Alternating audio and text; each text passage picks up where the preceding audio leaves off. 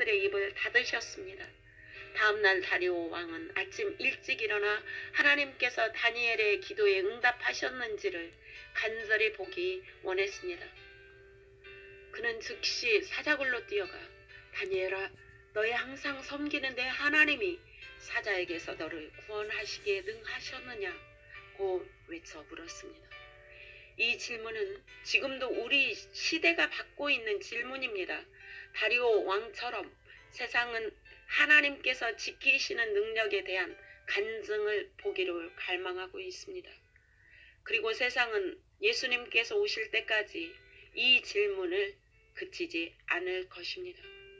오 그리스도인들이여, 저는 당신이 하나님을 신실하게 섬기는 것을 알고 있습니다. 당신은 금식하고 기도하며 하나님의 영광과 능력을 증거합니다. 그러나 지금 당신은 일생일대의 시험 가운데 있습니다. 제게 말해 주십시오. 하나님께서 당신이 이 시련을 견디도록 지탱해 주셨나요? 지금 사자굴에 있는 것과 같은 당신의 간증은 무엇인가요? 왕이여, 원컨대 왕은 만세수를 하시옵소서. 나의 하나님이 이미 그 전사를 보내어 사자들의 입을 봉하셨으므로 사자들이 나를 상해치 아니하였사오니 라고 외치는 다니엘의 목소리를 들었을 때 다리오 왕이 얼마나 기뻤을지를 상상해 보십시오. 다니엘은 살아 있었을 뿐 아니라 무사했습니다. 그러나 저는 이 경건한 종이 밤새도록 곤히 잤다고는 생각지 않습니다. 오늘날 우리가 초인적인 인간이 아니듯이 다니엘도 그러했습니다. 우리의 하나님은 우리가 그런 위험을 닥쳤을 때 초자연적으로 행동하기를 기대하지 않으십니다.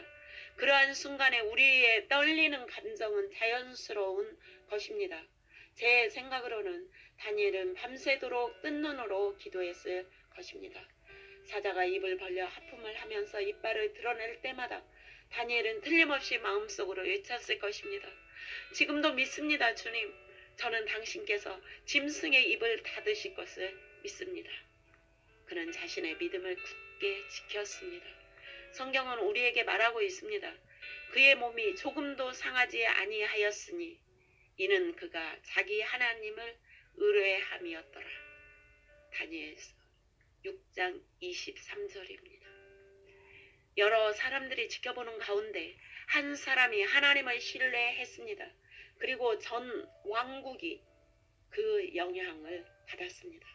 성경은 선언합니다. 이에 다리오 왕이 온 땅에 있는 모든 백성과 나라들과 각 방언하는 자들에게 조서를 내려 가로되 내가 이제 조서를 내리노라. 내 나라 관할 아래 있는 사람들은 다 다니엘의 하나님 앞에서 떨며 두려워할지니 그는 사시는 하나님이시여 영원히 변치 않으실 자시며 그 나라는 망하지 아니할 것이요 그 권세는 무궁할 것이며 그는 구원도 하시며 건져내시기도 하시며 하늘에서든지 땅에서든지 이적과 기사를 행하시는 자로서 다니엘을 구원하여 사자의 입에서 벗어나게 하셨음이니라 하였더라. 다리오 왕이 여기서 무슨 말을 하고 있는지 아시겠습니까? 그는 하나님을 극찬하고 있습니다. 단지 하나님이 일으키시는 자연적 기사 때문만이 아니라 하나님께서 다니엘을 죽음에서 구원하셨기 때문입니다. 이 이방의 왕은 자신이 선포하는 것을 그대로 믿는 진정한 믿음의 사람을 보아야 했습니다. 그리고 이제 그는 선언했습니다. 나는 자기 하나님에 대한 증거를 지키는 한 사람을 보았다. 그는 결코 의심하지 않았다. 그리고 주님은 그를 지옥의 권세로부터 구원하셨다. 우리를 향한 하나님의 소망은 우리가 하나님 안에서 완전한 안식 가운데 들어가는 것입니다. 그리스도 안에 미래에 대한 걱정과 불안이 전혀 없는 곳이 있습니다. 이곳에는 갑작스런 재앙이나 고난, 실직의 두려움이 없습니다. 사람이나 타락, 영혼을 잃는 것에 대한 두려움도 없습니다. 이곳은 하나님의 신실하심에 대해 완전히 확신하는 곳입니다. 히브리서 기자는 이곳을 완전한 안식처라 부르고 있습니다. 이미 믿는 우리들은 저 안식에 들어가는도다. 이스라엘은 그런 완벽한 안식을 받았습니다. 그러나 백성들의 의심과 불신이 그들이 하나님의 안식에 들어가는 것을 계속해서 막았습니다. 복음 전함을 먼저 받은 자들은 순종치 아니함을 인하여 들어가지 못하였으므로 히브리서 4장 6절입니다. 이스라엘 백성은 끊임없는 두려움과 공포 가운데 살면서 언제나 다음 차례의 위기가 일어나기를 기다렸습니다. 그 결과 그들은 시험을 받게 되자 아주 처량해졌습니다.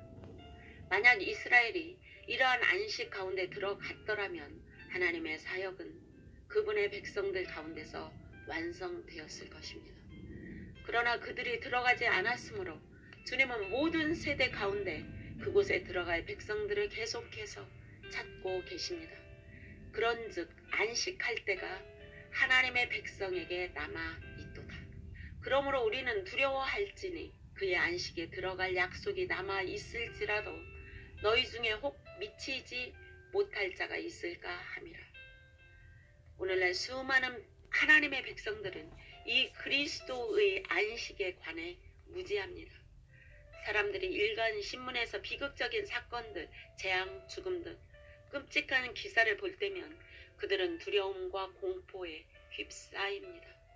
그들의 끊이지 않는 기도는 오 하나님, 제가 사랑하는 사람들을 데려가지 마십시오. 저는 그 슬픔을 감당할 수 없습니다와 같은 것입니다. 그러나 여러분이 주님의 안식 가운데 거한다면 여러분은 결코 그런 두려움에 굴복하지 않을 것입니다. 여러분은 예기치 못한 위기를 당할 때 당황해 어쩔 줄 몰라 하거나 쓰러지지 않을 것입니다. 그리고 여러분은 하나님께서 모든 문제를 일으키셨다고 비난하거나 희망을 잃지 않을 것입니다.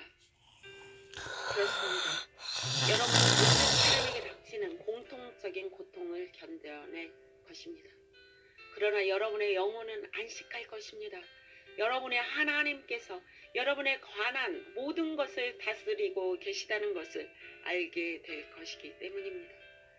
저의 아내 그웬이 처음 암에 걸렸을 때가 34살이었습니다. 그 소식을 듣고 우리는 망연자실했습니다. 우리는 막 식구들을 뉴욕으로 이사시키고 저는 거리의 갱들에게 사역을 시작하려고 할 때였습니다. 이제 뉴욕의 갱단의 멤버들과 마약 중독자들에게 거리를 걸으면서 전도 설교를 하면서도 그 시간에 동시에 저는 고통과 두려움의 눈물과 싸워야 했습니다. 그러나 주님은 끊임없이 저에게 확신을 주셨습니다. 나는 신실하다 데이빗. 나는 너와 너의 사랑하는 사람들을 버리지 않을 것이다. 하나님은 저희 부부가 그 후에는 암으로 인한 엄청난 시련을 겪는 동안 저와 주를 따르는 모든 자들에게 동행하셨습니다. 그러나 주님은 우리가 승리하는 것을 단지 한 번의 경험으로 그치기를 원치 않으십니다. 그분의 목표는 우리가 위기에 빠져나와 하나님 감사합니다. 시험을 받는 동안 저는 믿음을 지켰습니다. 라고 이야기하는데 있지 않습니다. 그렇습니다. 여러분은 그 시험을 통과했을지는 모릅니다. 하지만 홍해에서 승리를 거뒀던 이스라엘 백성처럼 다른 시험이 연이어 따를 것입니다. 그리고 그것은 전혀 다른 종류의 시험이 될 것입니다. 하나님의 안식 가운데 거하는 것은 삶의 방식입니다. 그분은 우리가 우리의 약함을 체휼하시는 대제사장을 알고 시험 가운데서도 그분의 평안과 확신으로 굳게 서기를 원하십니다. 저는 4명 아이의 아버지이자 11명이나 되는 손자 손녀의 할아버지입니다. 저는 정직하게 여러분에게 말할 수 있습니다. 저는 제 자손이 고통받는 것을 볼 때면 제가 함께 그 고통을 나누기를 원했고 단 한순간도 그냥 물끄러미 지켜보며 서 있을 수 없었습니다. 그러한 때에 저는 그들을 치유하고 구원하기 위해 제가 할 수 있는 모든 일을 했습니다. 여러분께 묻겠습니다. 하늘에 계신 우리 아버지께서 여러분을 얼마나 사랑하십니까?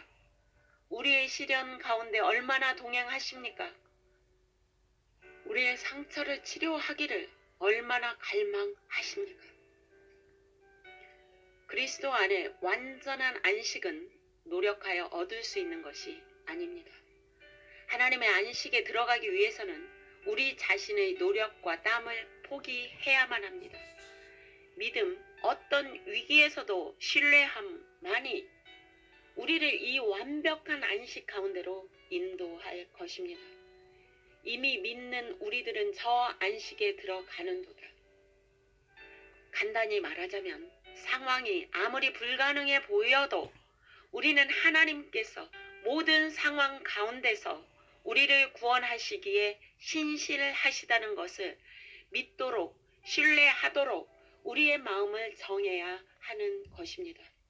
이미 그 안식에 들어간 자는 하나님이 자기 일을 쉬심과 같이 자기 일을 쉬느니라.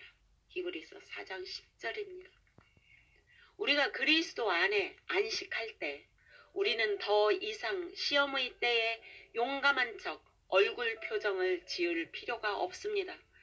위기를 받아들이는 척하며 극복하려 노력하지도 않습니다. 그리고 하나님의 사랑을 의심하거나 두려워하는 지경에 이르지는 않을까 걱정하지 않습니다. 다시 말해서 우리의 정신적 노력은 더 이상 우리를 몰아가지 못합니다. 이제 우리는 하나님을 단순히 신뢰하는 법을 배웠습니다. 그럼 믿음을 어떻게 키울 수 있을까요? 우리는 기도 가운데 주님을 찾으며 그분의 말씀을 묵상하고 순종하는 가운데 동행하면 됩니다. 이렇게 반대하시는 분도 있을 것입니다. 하지만 그런 것들은 다 노력하는 것인데요. 그러나 저는 동의할 수 없습니다. 그것들은 모두 믿음과 연결되는 믿음의 결과로 자연스레 나타나는 행위입니다.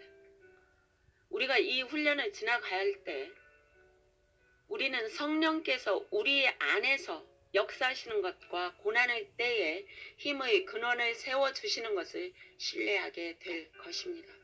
하나님께서 우리 안에서 강건하게 하시는 것이나 그분의 능력이 우리 안에 세워지는 것을 느끼지 못할 수도 있습니다. 그러나 우리에게 다음 시험이 닥치면 이 하늘의 자원이 우리 안에 있음이 명백히 드러날 것입니다. 이것이 제가 금식, 기도, 연구, 성령의 능력을 통해 그분의 명령을 준행하기를 구하며 주님을 부지런히 찾는 첫 번째의 이유입니다. 제가 목사로서 본을 보이기 위함이 아닙니다. 저도 제 앞에 많은 시험이 아직 남아있음을 알기 때문에 이러한 일들을 행하는 것입니다. 제가 주님을 섬기는 한 사단은 결코 저를 쉬게 내버려 두지 않을 것입니다. 저는 극심한 전쟁과 기습을 맞닥뜨리게 될 것입니다. 그리고 제가 지금까지 경험한 승리와 평안에도 불구하고 저는 언제나 제가 견뎌내도록 도와주는 하늘의 자원을 필요로 할 것입니다. 저는 전쟁터에 나갈 준비가 완전히 된 군사가 되기를 원합니다. 그리고 저는 전투가 일어나기 오래전 이미 승리했음을 알고 있습니다. 승리는 훈련소에서 훈련을 받고 적응하는 가운데 이루어졌습니다. 적군이 갑자기 제게 닥쳐올 때 저는 모든 쓸 수 있는 총탄을 모두 다 필요로 할 것입니다. 그 총탄은 하나님의 강력한 말씀에 의해 공급됩니다.